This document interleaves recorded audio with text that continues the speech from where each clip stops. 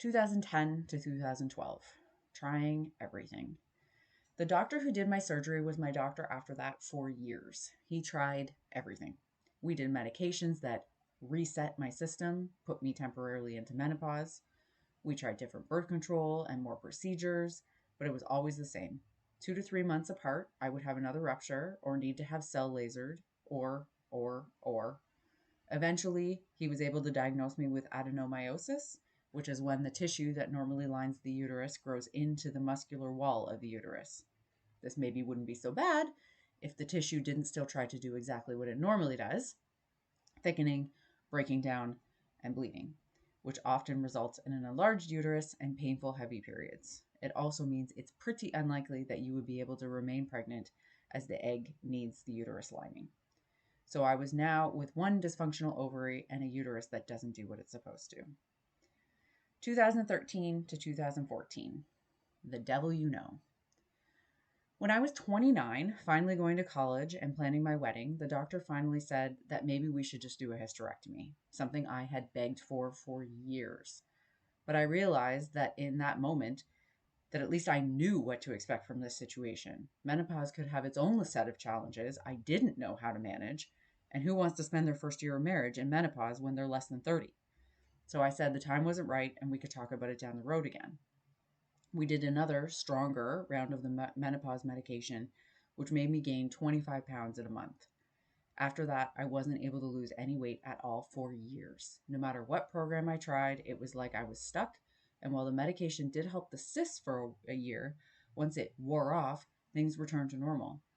Quarterly or more, I was on the couch in agony, feeling like any progress I'd made was slipping away. 2014 to 2017. Everything I thought I knew about nutrition was wrong. In my early 30s, I finally had a job I loved. I was the executive assistant at an addiction and mental health facility. I got to provide a therapy dog. I got to use my organizational skills to support a really worthwhile cause. I actually felt like I almost had my life together, except that I was still plagued by the cysts and felt like my employer was losing sympathy for me because I missed so much time. I made up for most of the time I missed working like crazy when I was back, and I was on my cell phone doing what I could constantly when I was off. But people tend to lose interest if you aren't where they need you to be when they need you to be there, no matter what the reason. I felt fed up and like I'd tried everything. And it dawned on me that I'd just followed basic nutrition advice for as long as I know. But maybe there was something else I could be doing. I delved into the world of nutrition and saw a naturopath, and after a month of preparing and planning, I did an elimination diet and moved to a predominantly plant-based diet. After feeling rotten for the first week, the second week I started to feel great for possibly the first time ever. And when I say great, I mean seriously great. I lost 20 pounds in 10 weeks, barely trying. I started exercising because I wanted to. People noted that I had a glow and seemed so energetic. At the end of that period, we were going on a family trip to Jamaica for 2 weeks, something that had been planned for years. I went, I had fun, I didn't restrict because I knew it would be a recipe for disaster. I didn't feel too terrible coming back, but I never fully got back on the wagon with my goals. I had a brutal commute and a demanding job, but I was probably 60% better than I had ever been before, and it paid off.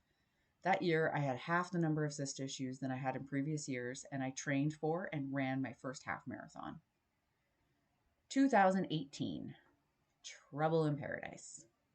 Of course, no journey is without its setbacks, and while training for the half marathon, I got injured. I ran the race injured, and afterwards, what I hoped would be a short break to recover took more than a year. Never having been athletic, I had no idea about the mental impact of injury in sport, and I took it really hard. I finally started trying to do the thing that you're supposed to do and end up with an injury that sidelines me for more than a year? Come on. That year, I also started struggling at the job I'd once loved. The commute, a changing culture, feeling undervalued, all had me more anxious than I had been in years, and eating took a bad turn. Then about 7 months after the race, my specialist had some ideas for doing some tests that might explain my odd collection of issues and why they were so persistent. In the end, I was diagnosed with an autoimmune disease, and even though it didn't really change anything, I spiraled. I started drinking too much and putting much less effort into eating until by the end of the year, I barely recognized myself. One very bad day at work, I opened an email from Groupon. At the top was a deal for a gym right near my house that did boot camp classes. One of my sisters had gone a couple years before, and she said she loved it. In an impulse moment, I sent a message to my husband asking if he would do it with me and signed us both up. 2019, a whole new world. In an effort to not make this post any longer than necessary, I will reserve the specifics for how joining this community changed my life for other posts. But for now, suffice it to say that it was the key to pull everything else together and is now the gym that I work out of.